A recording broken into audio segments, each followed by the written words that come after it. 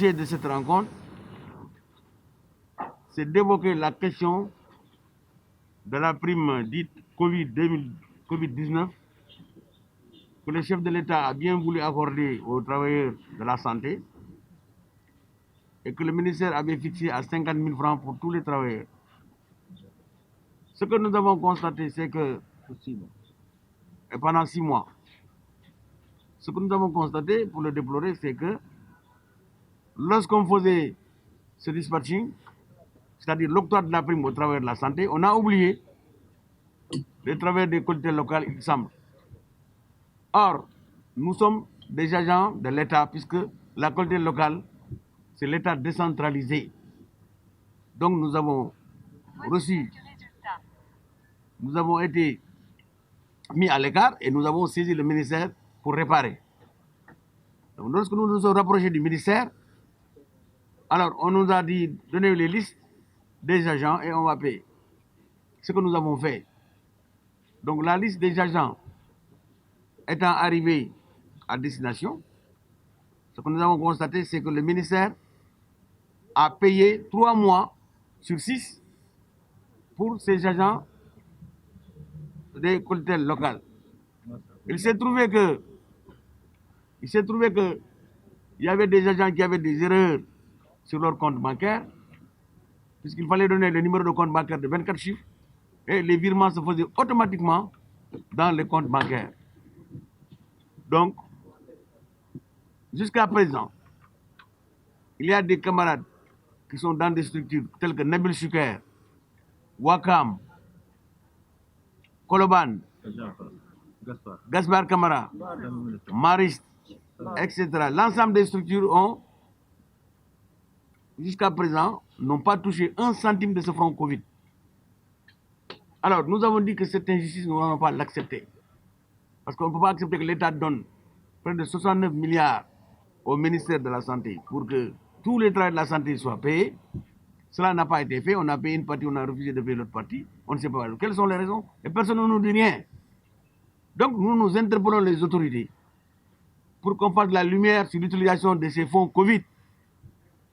Parce qu'on ne peut pas accepter d'abord qu'au niveau de l'État, on ait dégagé 1000 milliards et que le ministère ne reçoive que 60 et quelques milliards. C'est d'abord injuste. C'est là où il y a mal donné. Le moment où la santé a des difficultés, on aurait pu donner 500 milliards à la santé et profiter de l'occasion de la Covid pour régler l'ensemble des problèmes. Cela n'a pas été fait. Donc la soixantaine de milliards qu'on a donné, aujourd'hui, pose problème pour le paiement des travailleurs. Donc nous nous demandons où est passé l'argent? Où est passé l'argent de la Covid? Il faut que la lumière soit faite et qu'il y ait de la transparence dans la gestion de ces fonds. Parce que nous n'allons pas l'accepter, nous allons réclamer jusqu'au dernier centime cet argent qui a été mis à la disposition, comme je vous l'ai dit. C'est sur instruction du chef de l'État et moi-même, votre serviteur. Je fais partie de ceux qui sont à la base de ces fonds-là, parce que lorsque le chef de l'État a reçu les centrales syndicales, c'est moi qui lui avais posé la question de savoir, est-ce que, Monsieur le Président de la République, vous allez motiver de manière exceptionnelle les agents de santé? Et la réponse a été oui, je vais faire une prime exceptionnelle aux agents de santé. Donc on ne peut pas comprendre que l'argent vient, on a l'impression que c'est une mafia qui s'est accaparée de cet argent, et personne n'a rien vu. Et aujourd'hui on parle de l'épuisement de ce fonds-là. Mais ça ne peut pas prospérer. C'est pourquoi nous avons décidé, au niveau des structures des collectivités locales, de prendre nos responsabilités. D'abord de dénoncer cette gestion nébuleuse, n'est-ce pas, de ces fonds-là. Il faut qu'il y ait de la traçabilité. C'est une exigence démocratique.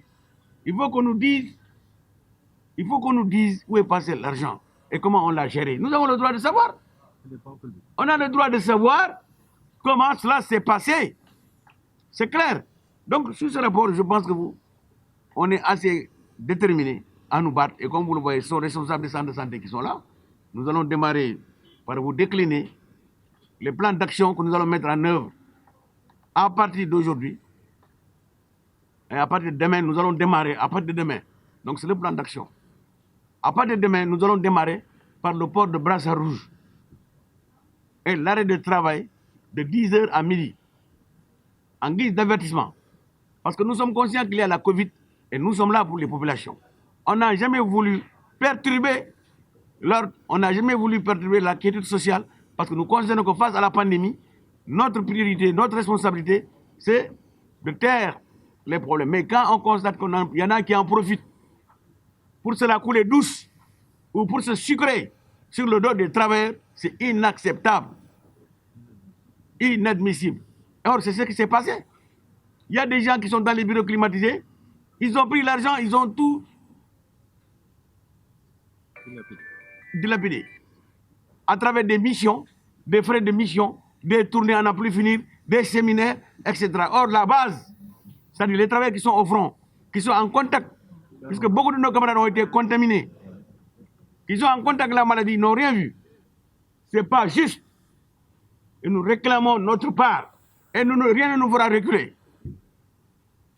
Rien ne nous fera reculer. C'est pourquoi nous avons dit que nous démarrons par des actions. Demain à Wakam à 15h, nous avons même invité le maire Samba Bachili pour venir, puisqu'il a décidé de nous soutenir, parce qu'il considère que c'est une injustice. Demain à 15h, c'est là-bas que nous allons démarrer le plan d'action. Nous vous convions également à 15h demain. Il y aura une déclaration à la presse, près du maire et de nous-mêmes, par rapport à tout ce qui va se passer dans les jours et semaines à venir. Nous ne reculerons devant rien.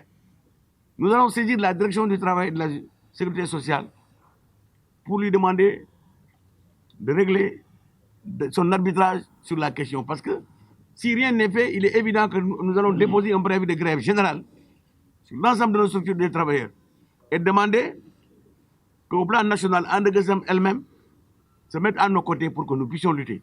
Parce qu'on ne peut pas accepter. On ne peut pas accepter qu'une minorité pense qu'elle est assez intelligente pour se la couler douce et prendre l'argent dans sa poche et oublier la majorité. Ce sont ces gens, ces hommes et ces femmes qui sont sur le front. Un franc, ils ne l'ont pas vu. Et pendant ce temps, on se la coule douce, mais qu'on nous dise comment on a utilisé les 69 milliards. Les Sénégalais sont là, nous arbitrerons. C'est tout ce que nous demandons. Et nous avons le droit de savoir. Et nous n'allons pas reculer. Donc demain, nous allons démarrer à 15h par Wakam. Et ça va continuer dans tous les autres centres de santé. La mobilisation va continuer jusqu'à l'expiration du préavis de grève. Et nous ne désiderons pas aller en grève. Parce qu'en son temps, ce que Gessem avait dit, face à la pandémie, nous avions enterré l'âge de guerre. Mais on est en train de nous provoquer. Et nous serons obligés de remettre les pendules à l'heure. Donc, sous ce rapport, je crois qu'on nous entend bien que ça ne peut pas prospérer.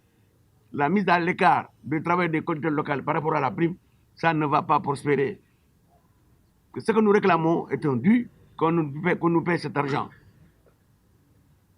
Et d'ailleurs, je taquinais un de mes collègues tout à l'heure, je le disais, s'il le faut, nous allons lancer l'opération Gorki. Ceux qui ont avalé ces milliards-là vont les vomir.